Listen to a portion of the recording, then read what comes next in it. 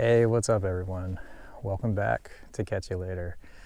I wanted to do kind of a scouting trip for the tournament that's coming up a week from today. But if you're in South Louisiana, by the time you see this, an Arctic blast will have blown through. So anything I do today will be kind of irrelevant come next week. Water temperatures are going to be way down. Air temperatures are going to be way down. But as you can see right here, we have perfect conditions today. So we're just gonna have fun. Not keeping any fish today. Today is just about, like I just said, having fun. So let's do it. If you've been watching the channel, you already know what I'm gonna throw. This is the same lure I've thrown on the last 5 trips. It's still holding up, still going strong. It is the H&H Cockahoe on a 6th Sense 1/4 ounce jig head. I've been absolutely tearing them up on this lure, and you can see where I'm fishing. Tide is falling, all that water out of that little ditch is heading out into this main bayou, and that's what I'm casting at. Really just stopped here to get set up to do the intro, so I'm only going to give this one cast and then we'll start moving.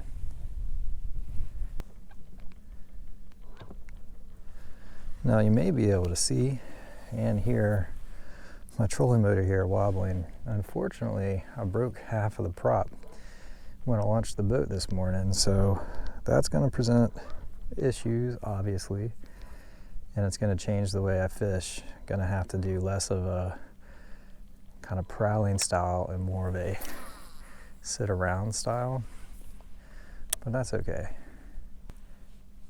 Air temperatures right now are probably right at 50. Water temps in the shallow area about 55. Now that we're getting a little deeper, about 53.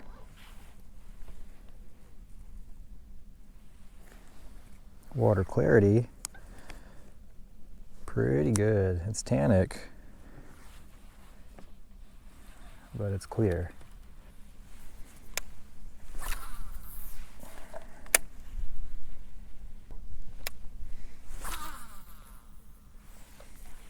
That's the cast. There's one. There's one. That's a red. Oh, look at that. That's awesome.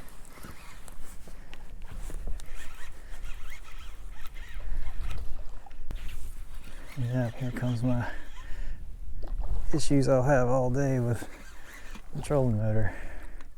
I have no way of anchoring in one spot very easily. Look at this redfish, perfect. Perfect eating size. Oh, what is all over its head?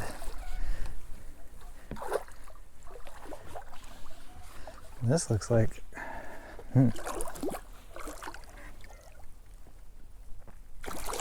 That's probably, oh, he got off. Let's watch him swim away. Oh, wasn't able to land him. He shook it. Well, first one of the day, he was able to break free. Yeah, I wasn't really fighting him the right way.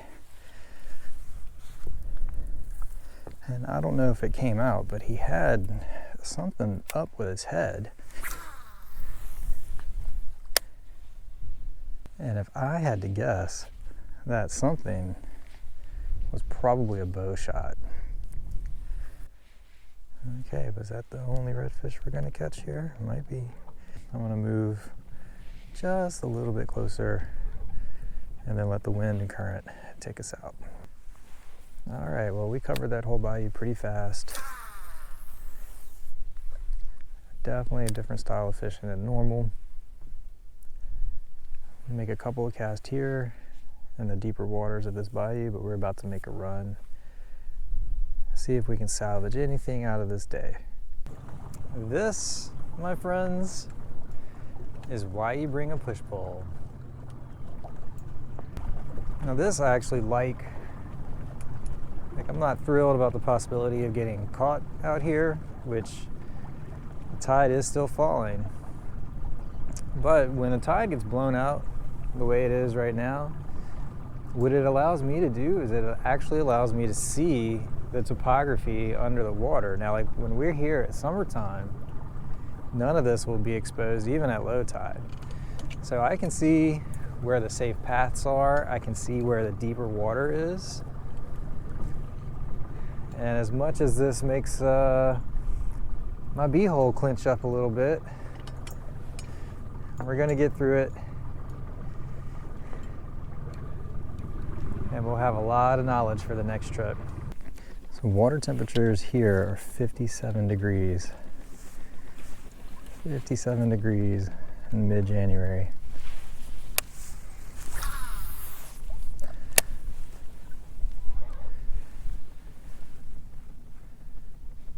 There's one.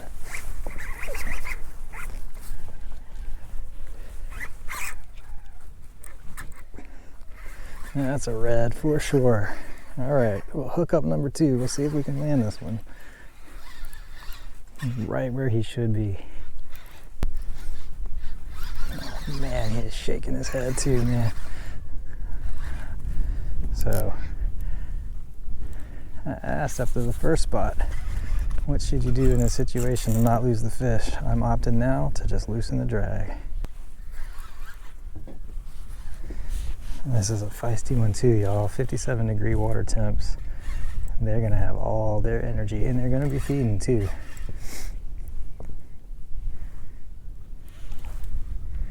Water isn't as clean as it was a couple days ago when I came out here.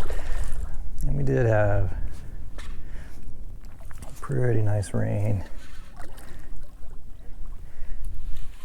But not to mention, you can see right here, man, this is big red. But you can see right here, all that water draining out of that ditch, how dirty it is. That's what makes the water so dirty at extreme low tide. With this H&H Kakaho tuxedo, it just works.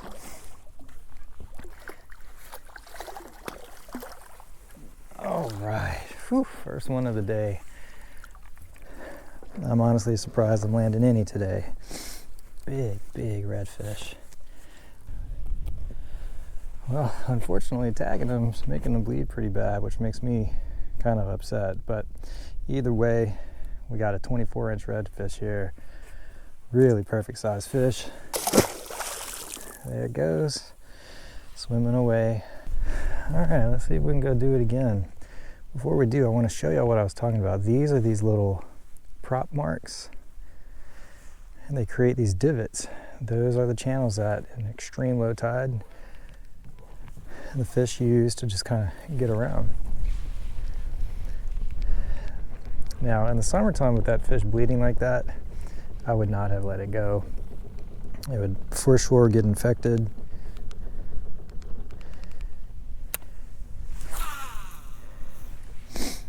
But in wintertime, especially knowing that we've got that Arctic blast coming here in a couple of days,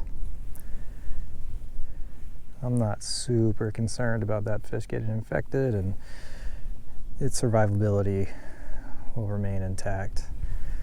But he was right where he needed to be. If y'all saw my last video, I tore the fish up right here, right at that point. That ditch is actually, it looks small from here. It's actually a relatively big drainage area for a duck pond that's way back there. If I had waders or something like that on, I would actually feel totally comfortable walking through there to go fish there, which I may do one day. Sounds kind of fun, honestly. Now I'm gonna fish up into that sort of glossy area if I can. Stroller motors, really struggling.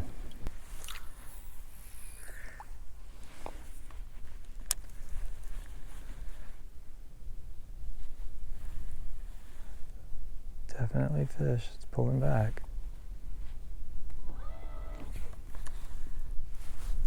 Got it, got it.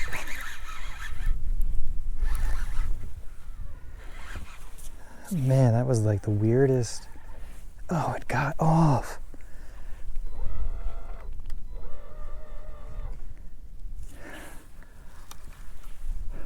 snake bit today. All right, you guys. Now you probably can't see, there was a slick right here, and as soon as I saw it, I started casting at it and landed my first trout of the day. And that's been kind of the theme of today. Everything has been textbook. Look for slicks, you find trout. There's one.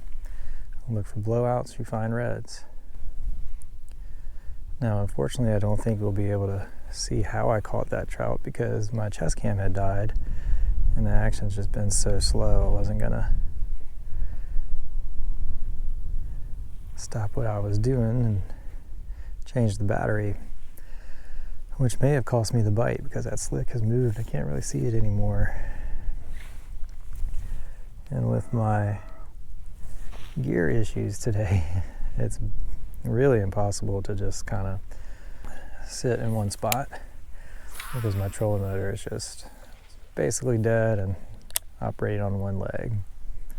So let's see if we end up getting into a bite though. This spot still looks good even though I can't see the slick. There's oyster bed, or this whole bayou in effect is an oyster bed. I've caught I don't know how many oyster shells.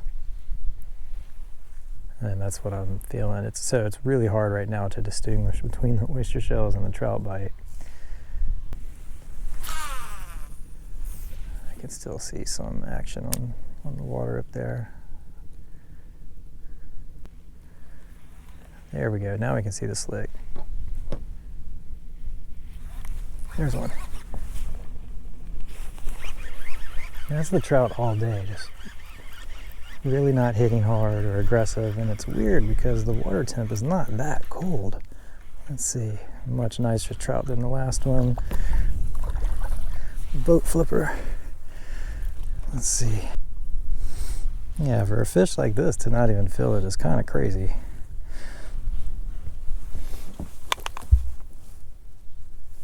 Yep, that's a 15. I'm gonna actually tag it and release it.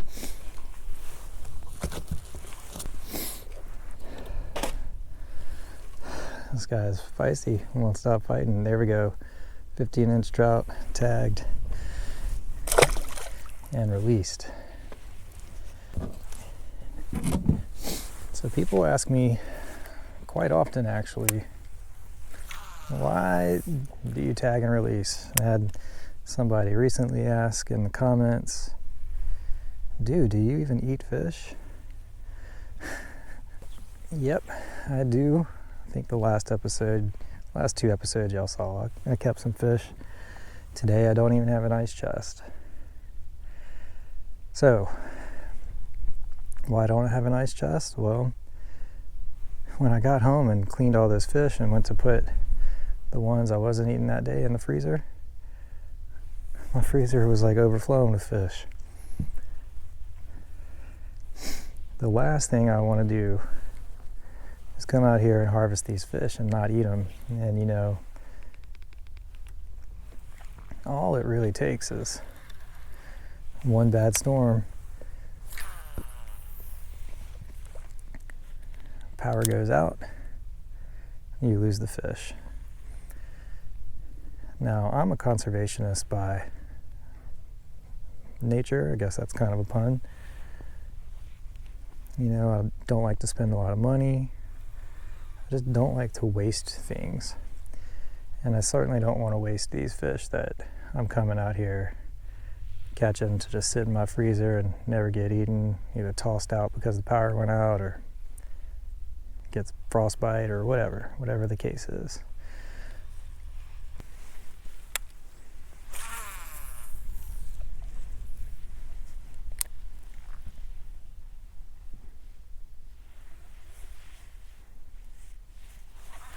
There's one. That's a red.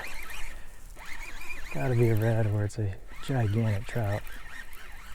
Well, kind of fighting trouty. Oh, it's a big trout.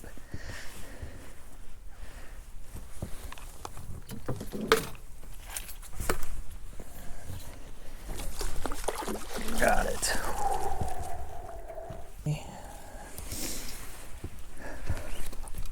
Ooh, almost lost it. There we go, y'all. 16-inch trout, so not the big hammers we were catching the other day. I'm not going to bother wasting time tagging this. Let's just let it go. See if we can catch some more.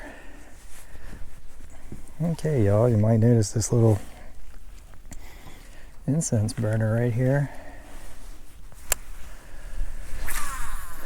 That is to keep the bugs off. I actually really don't like wearing bug spray out here because one of the bigger areas that you run into issues with is your hands.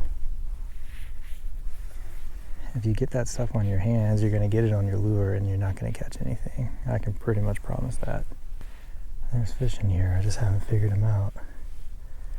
So anyway, I'm hoping that incense works. So far so good, because it's very cheap and I don't have to ruin my lures. Oh, man. There's one. Oh my gosh, this is a monster. This is a monster. If it's a trout, it might be a red. Can't tell. Yeah, it's a red. Yeah, if that was a trout, that would have been gigantic. Real good size red. Look at that. Real pale, because this water actually is pretty dirty. All right, we're making something out of this trip.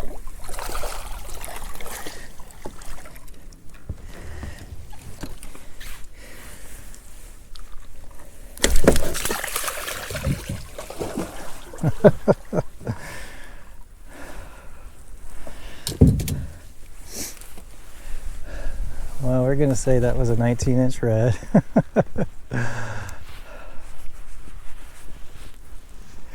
Man, I'm not on my game today, but we're still catching fish, so guess it doesn't make much of a difference, does it?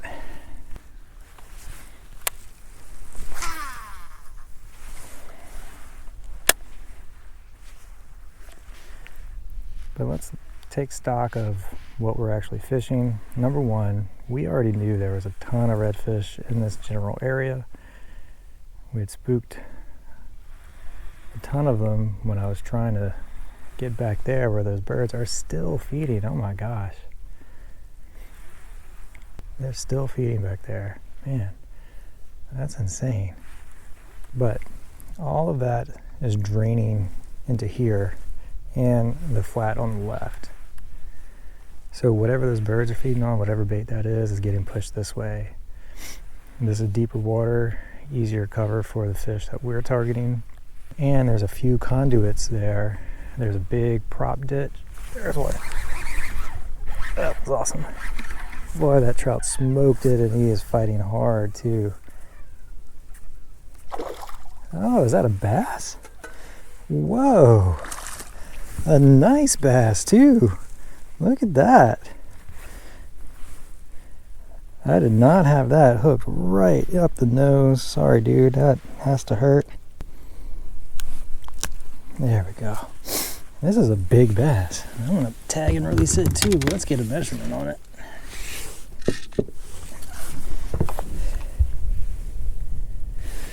It's a 13-inch bass, which for the marsh, pretty good, but considering just how salty the water is, this is pretty crazy. All right, there we go, ready to tag, or already tagged, ready to be released. Nice marsh bass that is. Let's let it go. Man, okay, so we've caught a trout, a redfish, and a bass all right here, and all on the best wintertime lure that I know of, this H&H Kakaho and Tuxedo. I can't even bring myself to fish with anything else right now. Man, a bass, huh? Crazy. Now everything I've been saying, oh, I bet that's a trout right there, has probably been a bass. They're much more likely to show themselves. Yeah, that just reminds me how much I love bass fishing. They're so aggressive. So much fun. But we're not anchored or anything. The wind has just blown us here. I'm gonna do one more cast and just kind of pull it across this channel because I've been seeing a lot of activity out there. But if I had money to bet, I would bet all of it that there's still redfish back there.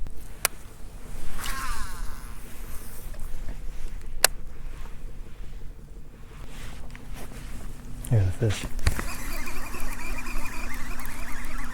Oh, there's an oyster shell. Yep, oyster shell.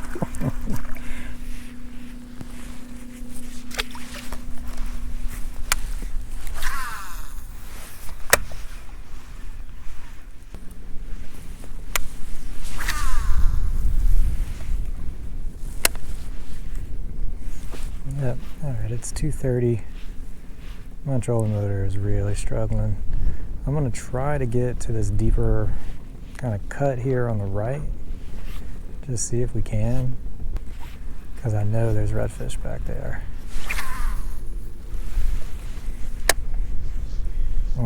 If I do get in there, when I come out, the ultralight would be a good... There's a hit. There's a fish. That's a red, obviously. Yeah, there it is. Well, we're turning this day into something, y'all. You know, usually when I fight these fish, I ask y'all to like and subscribe. Obviously, I'm doing that now too. But I'm gonna start doing something new, which is I'm gonna start putting everything I use as a link in the video description. So if y'all want to fish with the same stuff I'm fishing with, you can. And what that'll do is it'll kick a tiny bit of money my way, which will really just help pay the launch fee. So hopefully some of y'all take advantage. And there is redfish. Is that 3 or 4? Okay. There we go, y'all. Let me come get a YouTube shot. Boom! 24-inch red. Let's let it go.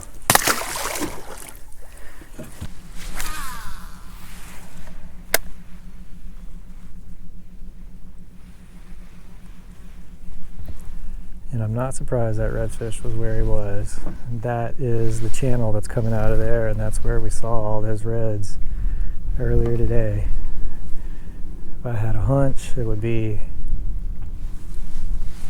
Oh, there was a hit. I wasn't paying attention. What they've been doing is just going back and forth.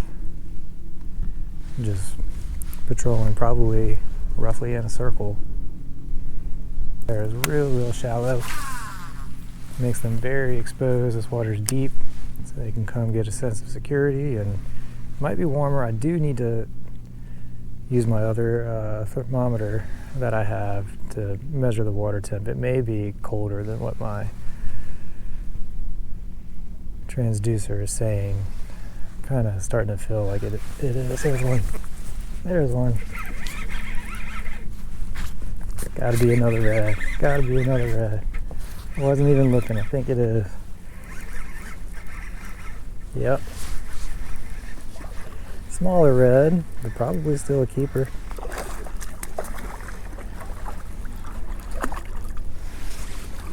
Yeah, he's a boat flipper. Boom! First boat flip of the day. Yeah, I'll maybe boat flip some of the trout. First boat flipped red. Alright, y'all. That is a right on the money 16-inch red. See, I think that's red number 5 that we've hooked, 4 that we've landed. I haven't been doing a good job today of keeping track. H&H Kakaho in Tuxedo. I don't understand why it's so money. Actually, I do. But it is so money. And look at us. We put together a pretty good day. Just using basic winter tactics, which I'm going to put another video out explaining those tactics. and being smart about how to get through this with the gear failures that we've had. One gear failure is me, of course, forgetting to charge my trolling motor battery. That's pretty dumb. In my defense, I did test the battery yesterday and it said it had a full battery, so whatever. Yeah, even these redfish, unless they're big, there's one. This feels trouty. This feels trouty. If it's a red, it's a very small one. It's feeling kind of trouty. I haven't seen it yet. Gotta be a red. Another flounder, and this one is huge. I don't want to lose it. Okay, look how big this flounder is. Oh my gosh.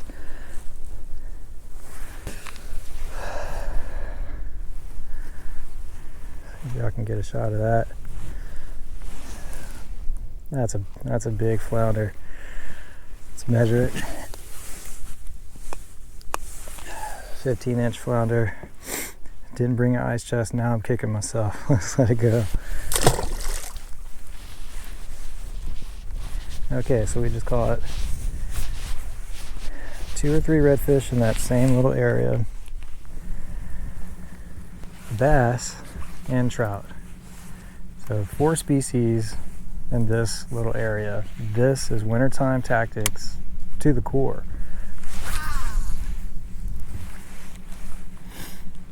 We've got every ingredient that you need to find fish. We have this extremely low tide, which obviously is going to force these fish into just fewer areas. There's less places for them to be. Here's one. What is this? Oh, it's an oyster shell. Ingredient number 2. We've got this incredibly low tide forcing all these fish in these small areas, as I said. And to me, probably the most important ingredient here. Now, you can find structure anywhere. You can find blown out tide anywhere. But there's only a handful of spots that have everything that we're seeing all in one. And this is one of those. What we have is we have a bracketed bayou, meaning on one side of the bayou is a pretty large bay. On the other side, as we can see, another pretty large lagoon or bay. I don't know where you draw the line between what's a lagoon and what's a bay. This bayou at high tide can get up to 13 or 14 feet deep. At low tide, it's been deepest spot 8 to 9 feet. Can't believe we caught that big doormat of a flounder. Hope you guys like what I put out here. I'll be honest, it's not a marketing ploy or anything. I really did used to just, oh, that was a hit. Got him.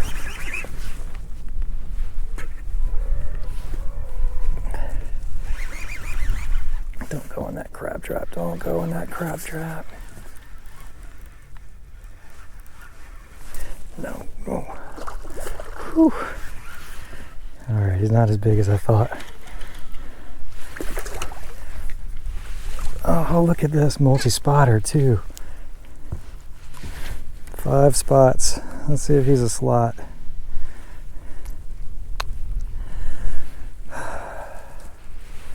Look at that, y'all. Oh yeah. Slot redfish, 5 spots in this bayou. Definitely coming back here. That's going to be perfect for the tournament. Let's let it go. All right, well, there's our limit of redfish. I was really concerned that I was going to get skunked today, but that did not play out. Got our limit of reds, got a doormat of a flounder, and a few pretty nice sized trout. I don't think they would win the tournament, but 15, 16, nothing to sneeze at in South Louisiana.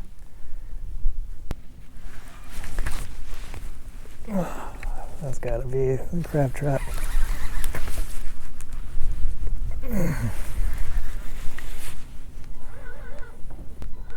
Don't want to lose my lure on the second to last cast. All that work, and I just got broke off. Man, it's really deep right here. Now I know. Well, guess that's that. Sometimes your day starts off like crap, honestly. Breaking your trolling motor prop, forgetting to charge your trolling motor battery. These are things that just happen in fishing. But with all of those setbacks, we were still able to put together a really good box, even though we're not keeping any. So what's the lesson of the day? Just stick to it. I say that in a lot of episodes, but today shows that more than any other. If you just stick to it, you can end up getting some good fish. So hope you guys liked the episode. As always, please like and subscribe, and I'll catch you later.